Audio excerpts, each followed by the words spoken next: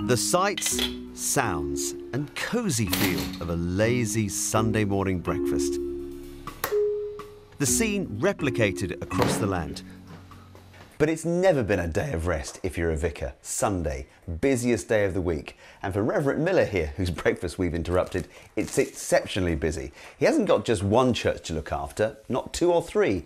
He's a super vicar overseeing 9 churches in his part of Suffolk. Is it quite difficult thinking you've got to get to all these different churches to do all these services? Yes, and I'm leading worship, so I want to be in a place where I'm worshipping as well. So you have to feel connected yourself to God, otherwise you're not going to be able to conduct the service. So rather than just kind of rush in and go, bread, wine, bread. You know, you want to be there for the whole service, to spend time with people and feel that you're leading them and that you are worshipping yourself as well.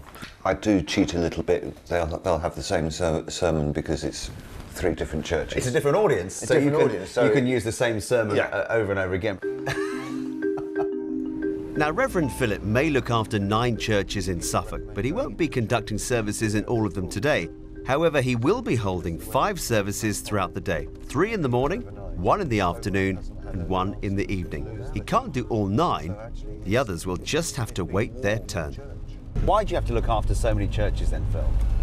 Because they are small populations and each individual parish would struggle to raise the money to pay for a priest of their own. So they grouped parishes together so that they could afford to pay for ministry.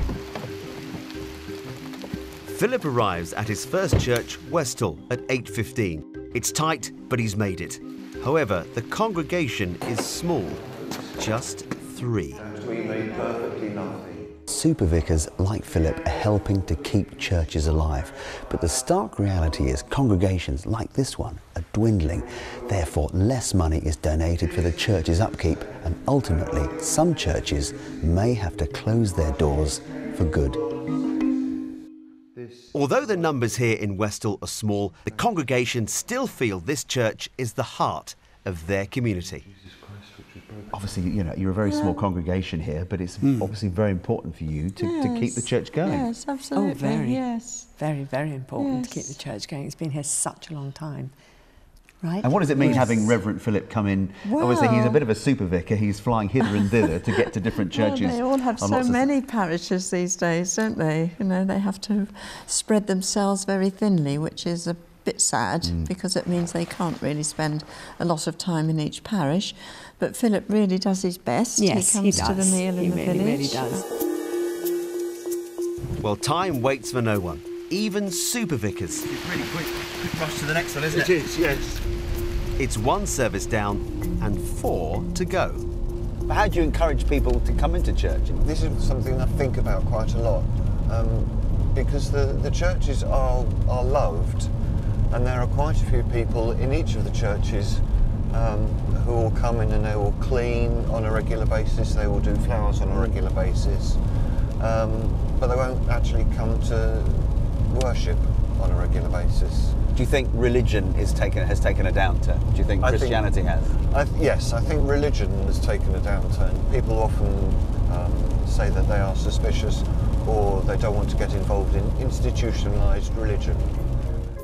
Between 2011 and 2016, the Church of England saw an 8% reduction in funerals, a 17% drop in weddings, and the number of baptisms fell by almost a 1/5. Some people may say that there's an argument for closing some of these churches that you cover and get you to concentrate on the ones where you've got a larger congregation and encourage people to go to one church instead of keeping the other ones open. If we were a business, that's what we would do. And if you talk to some people in the congregation, they will say, well, clearly we need to do this. But you'll talk to other people and they, in the congregation, they'll say, no, we need to have our local church. People expect the churches to be there. It's not like running a business, is it? The churches still mean a lot to people, whether people go to church or not. That's right. Philip's made the 3-mile journey to Brampton, and he's even managed to beat some of the parishioners. Morning, Amelia. First hymn is going to be, oh, what a beautiful morning.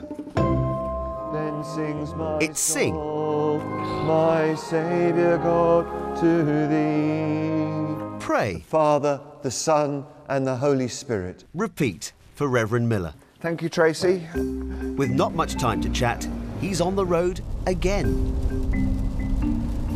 Do you find, as a vicar, it's not just about conducting services, speaking to people, going out to the community and helping people? A lot of it is being very savvy when it comes to business and looking after things. I wish I was savvy and knew these things. Yes, you do have to be a project manager, which is very different from the calling that you feel you have at the start. And the training that you have, my training was in theology and reading the Bible and understanding the Bible. Within a couple of months I discovered actually my training should have been about drainage and roofing slates and things like that. Now, we've spent one Sunday morning with Reverend Phil, and he's a very busy guy, but all the congregations are small, which means less money is being donated to the churches, and ultimately these buildings, these wonderful historical buildings, can fall into disrepair. Because donations are the main way in which churches are paid for.